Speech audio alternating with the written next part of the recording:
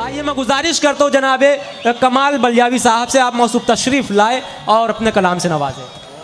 मुलाजा फरमाए एक मतलब एक शेर करता हूँ कि हाज़िर मेरे दिल को बजुस इस तरह क्या देंगे,